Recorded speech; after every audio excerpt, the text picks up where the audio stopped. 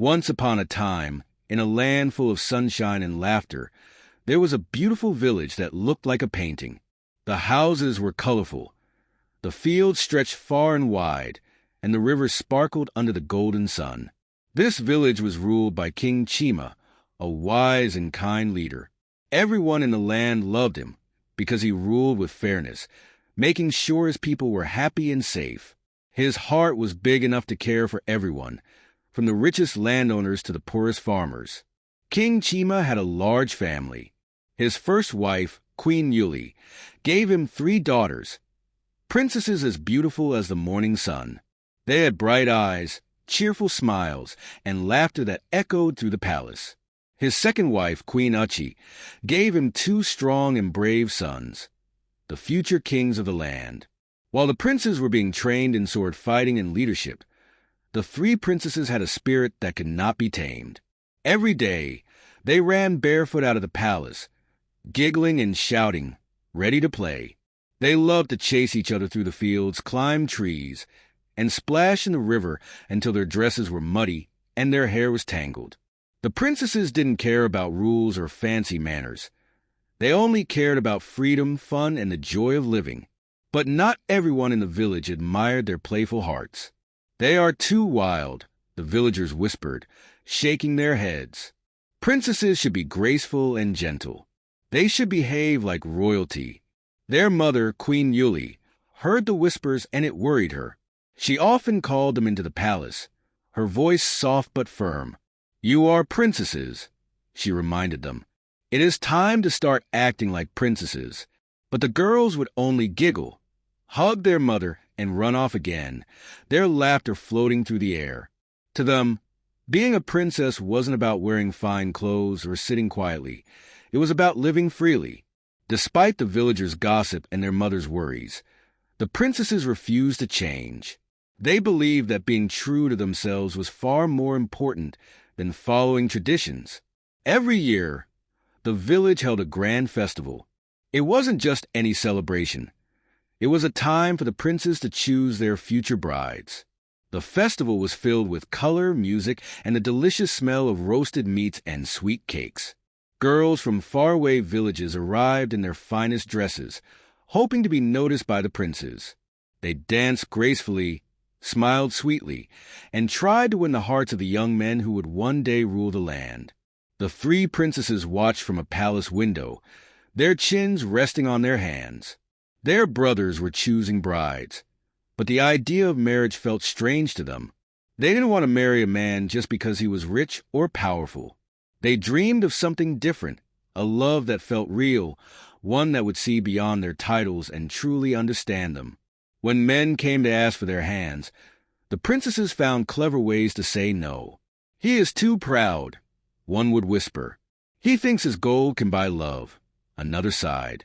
Even when a very wealthy man from a distant land arrived with carts full of gold and silk, offering to marry all 3 sisters as his 6th, 7th, and 8th wives, the princesses did something that shocked the entire village. They splashed water on him, laughing as they ran away. The villagers gasped. "How foolish," they murmured. They turned down the richest suitor. Who would refuse such an offer? King Chima and Queen Yuli were confused. "Why won't you marry?" they asked. "Your brothers have chosen their brides. You are older than them. It is your turn." The princesses only smiled and answered, "When we find true love, we will know." The festival for the princes was a grand success. Beautiful maidens danced, music filled the air, and the village celebrated. The princesses admired the courage of the girls who had come to win their brothers' hearts. But deep inside, they still felt something was missing. They didn't want a love found in a single night. They wanted a love that would truly see them, not just their crowns. As the festival ended, the villagers whispered more than ever. What will happen to the 3 foolish princesses, they wondered. But the princesses weren't worried. They believed in their hearts that love wasn't something you found at a festival. It was something that found you in its own time, in its own way. As time passed, the seasons changed, and the princesses watched their brothers grow happy with their new brides. The village was filled with laughter, music, and the sweet warmth of love, but in their hearts, the princesses still longed for something more.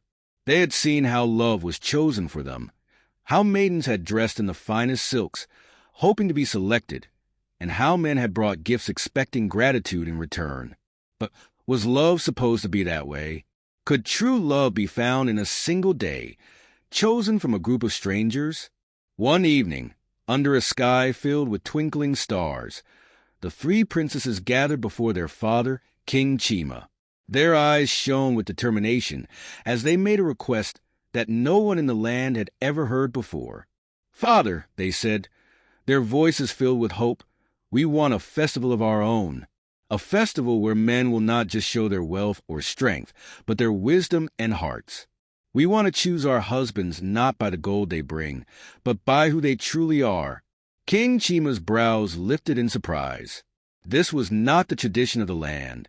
In all the years of their ancestors, it had always been the women who were chosen. But when he looked into the eyes of his daughters, he saw the fire of their spirits. He saw their hearts longing for something deeper, something true. After a long moment, he nodded. "Let there be a festival." The village stirred with excitement. A festival like no other had been declared. Word spread far beyond the borders, reaching distant lands. Suitors from far and wide prepared to win the hearts of the three princesses. Warriors trained, poets wrote verses, musicians perfected their songs, and craftsmen carved gifts unlike anything ever seen before. As the day of the festival approached, the entire village transformed. Tailors sewed fine clothes, chefs prepared grand feasts, and musicians tuned their instruments. The marketplace buzzed with excitement, and the whispers of anticipation filled the air. The princesses watched from their palace windows, their hearts fluttering with a mix of excitement and nerves. Would this be the moment they had waited for? Would true love finally find them? On the morning of the grand festival, the sun rose brighter than ever, as if even the heavens were eager for what was to come. The village square was alive with energy, filled with hopeful suitors who had come to prove their worth. They arrived dressed in their finest robes, with proud smiles and confident hearts, each hoping to be the one who would win the heart of a princess. Some suitors brought gold and silver, offering riches beyond imagination. Others boasted about their vast lands and the power they held. Many demonstrated their strength, lifting heavy stones and breaking wooden planks to prove their might. Some played enchanting melodies on their flutes, hoping to capture the hearts of the princesses through song. The princesses watched quietly, their expressions unreadable. They admired the effort of the suitors, but knew deep down that riches and strength were not what they sought. Then, as the sun reached its peak, the three princesses stepped forward, standing tall before the crowd. A hush fell over the festival as they prepared to announce something that would change everything. "We have a challenge," they declared, their voices clear and strong. "To win our hearts, you must do more than show your wealth or strength. You must guess our real names." A wave of shock rippled through the crowd. "Names," people whispered. "What kind of challenge is this?" The suitors exchanged confused glances. None of them knew the real names of the princesses.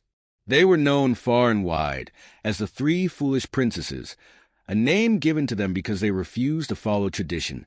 But their true names? That was a mystery. A murmur of uncertainty spread through the village. "How will we guess their names?" one suitor asked. "This is impossible," another complained. The princesses remained firm, their challenge hanging in the air like a riddle that no one had expected. They had turned the festival upside down, shifting the focus from wealth and strength to something deeper: wisdom, patience, and understanding. The village buzzed with excitement and confusion. Some admired the cleverness of the princesses, while others thought they had made the task too difficult.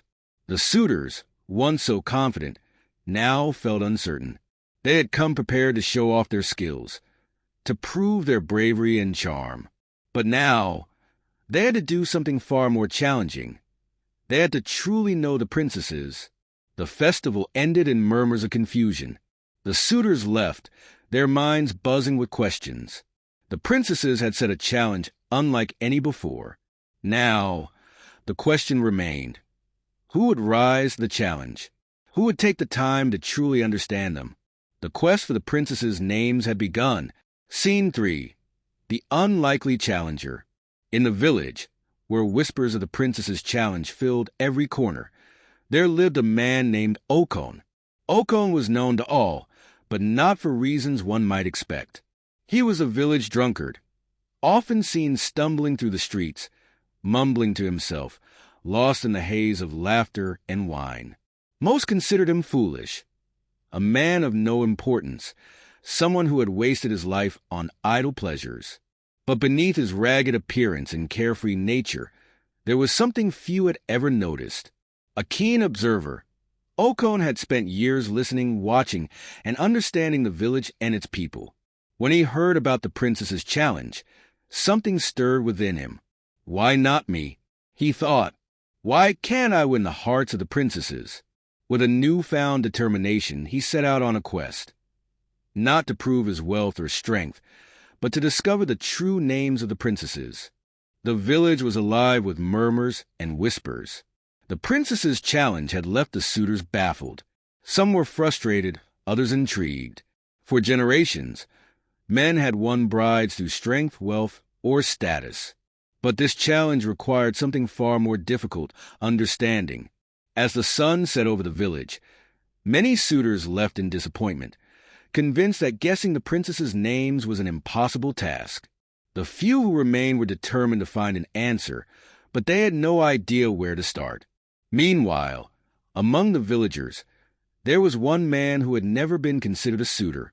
His name was Okon. Okon was known to everyone, but not for reasons of honor or strength. He was a village drunkard, often seen wandering the streets, muttering to himself, or dozing under the shade of a tree. People laughed at him, dismissed him, and never took him seriously. But Okon, for all his seeming foolishness, had something no other suitor had: patience and an observant mind. When he heard about the challenge, a spark lit in his heart. He had always watched the princesses from afar, admiring their free spirits and the way they played without fear of judgment. While others saw them as reckless, he saw something different, a longing to be understood. Why not me, he thought. Why can't I take the challenge? Unlike the other suitors, Okon did not rush to the palace with gold or grand displays of power. Instead, he watched. He spent days listening, observing the princesses, trying to understand them in ways others had never bothered to. He followed them, not too closely. A shadow among the trees, a quiet presence near the riverbanks where they played. He noticed the way they spoke to each other, the nicknames they used, the secret glances and inside jokes they shared. They were more than just princesses. They were sisters, bound by a love that no riches could buy. Then one fateful day, fate played its hand. The princesses were near the forest, laughing and chasing each other when the youngest, full of joy and mischief, didn't see the hidden pit before her. With a sudden cry, she tumbled in. "Help!" she cried, her voice echoing through the trees. "Please, someone!" Okon, who had been watching from a distance, jumped into action. Before he could move, however, he heard the eldest princess call out, "Amma, to the rescue!" The second princess followed. "Leela's coming too." The last sister clung to a root, struggling to pull herself up. "Tina, hold on," they cried. Okon froze. The names. He had found their names. With newfound determination, he rushed forward and helped the sisters pull Tina out of the pit. They turned to thank him, surprised that it was Okon, the man they had only known as the village fool, who had come to their aid. He simply smiled and walked away. That evening, as the village gathered in the square to hear if any suitor had solved the riddle, Okon stepped forward. The villagers gasped. How could Okon, of all people, dare to present himself before the king? But Okon stood tall and spoke with confidence. "I know their names," he announced. "Amma, Leela, and Tina." A hush fell over the crowd. The princesses stared in astonishment. How had he discovered their secret? King Chima leaned forward, his eyes filled with curiosity. "How did you learn this?" he asked. Okon smiled. "Because I listened," he said simply. I watched, I paid attention, and I saw them not as princesses, but as people. The villagers murmured in amazement. The mighty warriors, the wealthy landowners, and the proud nobles had failed, but the man they had once called a fool had succeeded. The princesses looked at each other and smiled. At last, someone had truly seen them. King Chima, deeply moved by Okon's patience and wisdom, stood and proclaimed, "You have proven yourself wise and worthy. You shall have a place in this palace, for you have done what no other could." The festival had begun with expectations of power and wealth, but it ended with a lesson that would be remembered for generations. True love is not about riches or strength, but about understanding, patience, and seeing beyond what meets the eye.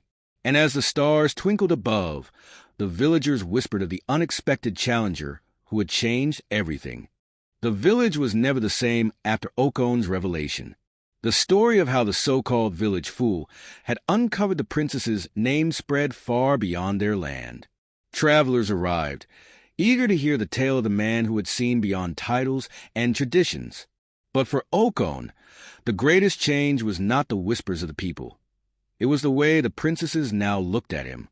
For the first time, they truly saw him. No longer did they see the man the village had mocked. They saw his patience, his kindness, his ability to listen and understand what others overlooked. And in that understanding, a new question arose within their hearts. Could he be the one? King Chima, ever a man of wisdom, watched the change in his daughters with quiet contemplation. He had promised that they would choose their own path to love, but he also knew that a marriage was not a simple decision. The weight of the crown was heavy, and any man who stood beside them had to bear it as well. One evening, the king summoned Okon to the palace. The great hall was quiet except for the flickering torches along the walls.